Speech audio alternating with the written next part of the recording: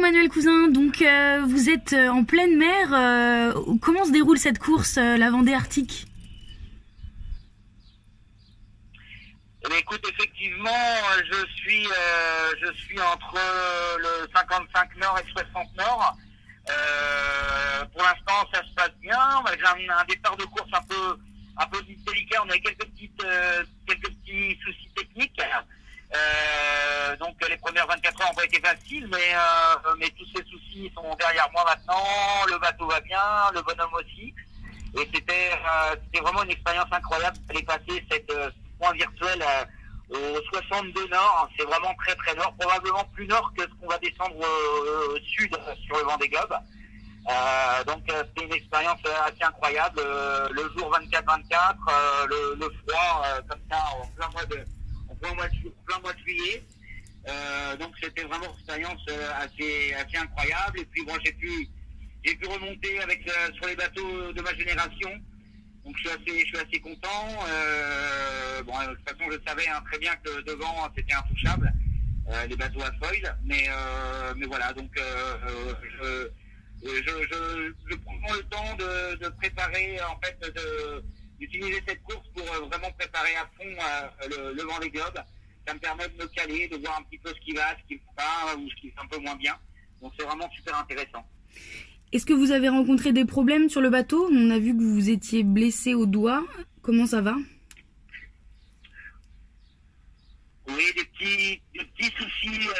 Alors il y avait rien de très grave, mais effectivement j'ai eu des petits soucis avec le vérin de quille. C'est le gros vérin qui sert à articuler la quille, parce que sur ces bateaux-là on a des quilles pendulaires. Et donc pendant les 24 heures on a eu du temps assez costaud, du vent assez fort au près, c'est-à-dire que le bateau était très agité, donc on utilise la quille pour faire contrepoids. Et du coup j'avais des gros craquements dans le vérin de quille. C'était jamais très bon, et en fait c'était rien de très grave, mais il a fallu trouver le pourquoi des choses. Donc c'était déjà, ce qui est rassurant, c'est que c'était pas physique, c'était pas, enfin je veux dire, il y avait rien de cassé. Bon, simplement sans rentrer dans les détails, voilà, il y avait des problèmes de niveau d'huile, etc. dans le vérin, donc mais ça c'est résolu, et donc maintenant le bateau est à 100% maintenant. D'accord. Et le parcours a été réduit, les conditions météo sont mauvaises en fait? Le parcours effectivement a été réduit parce qu'au contraire, si on allait jusqu'aux Açores comme il était prévu au départ, il y a le fameux anticyclone des Açores qui nous apporte chez nous en France du beau temps, donc on aime bien. Mais le problème, c'est que dans cet anticyclone, il n'y a pas de vent, et comme il est très présent, si jamais on allait jusque là-bas, on pouvait se faire encalminer et arriver beaucoup trop tard par rapport à ce qu'avait prévu le comité de course. Donc c'est pour ça qu'ils ont réduit le parcours, pour qu'on arrive à une date qui correspond mieux aux attentes des organisateurs de course. Mais non, c'est pas pour des conditions de temps trop fort. C'est au contraire pour pas se faire encalminer et arriver trop tard. Là, pour le moment, vous vous positionnez comment dans cette course? Écoute, au niveau positionnement, je suis 15e, donc on était 20 bateaux à partir, je crois qu'on était 22 inscrits, 20 bateaux à partir, je suis 15e. Donc en termes de résultats, forcément, c'est pas top, mais le truc, c'est que de toute façon, il y a devant quasiment que des bateaux à foil, et je sais très bien que je peux pas aller rivaliser avec ces bateaux-là. Donc pour moi, en fait, je suis exactement où je peux être, c'est-à-dire si je donne 100% du bateau, je sais que je peux pas faire beaucoup mieux que cette 15e place. Alors, allez, je peux peut-être en grappiller une éventuellement, mais et encore, ce sera difficile.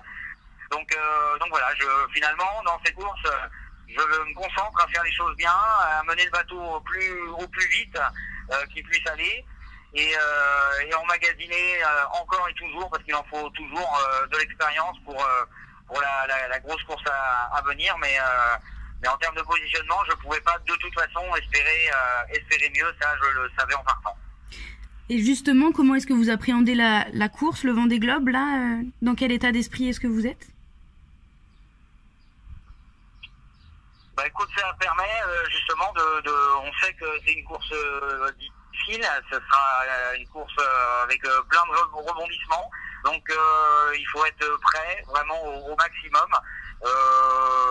Et voilà, cette course-là, elle était faite pour ça. Alors c'est une course à part entière, bien sûr. Elle compte au championnat du monde aussi, évidemment. Mais c'est une course qui a été quand même faite pour se préparer à la dureté de ce que va être le Vendée Globe. C'est pour ça qu'on est monté au Nord pour affronter les vents qui sont là-bas. On en a eu pour affronter le froid, on en a eu la grisaille, le brouillard, on en a eu. Donc voilà, ça nous a permis de voir un petit peu ce que sera les mers du Sud, ce que seront les mers du Sud. Et puis elle a été là aussi pour pallier aux petits soucis qu'on aurait pu avoir si on n'avait pas fait cette course-là, parce qu'en course, de toute façon, on tire beaucoup plus sur les bateaux que lors d'un entraînement. Et c'est exactement ce qui s'est passé avec mon petit souci de Veranki, c'est que en fait, voilà, on tire sur les bateaux très fort et tout ce qui doit soit casser, soit dysfonctionner. Et au moins, ça apparaît au grand jour. Donc voilà, ça nous permet de faire un petit peu le point.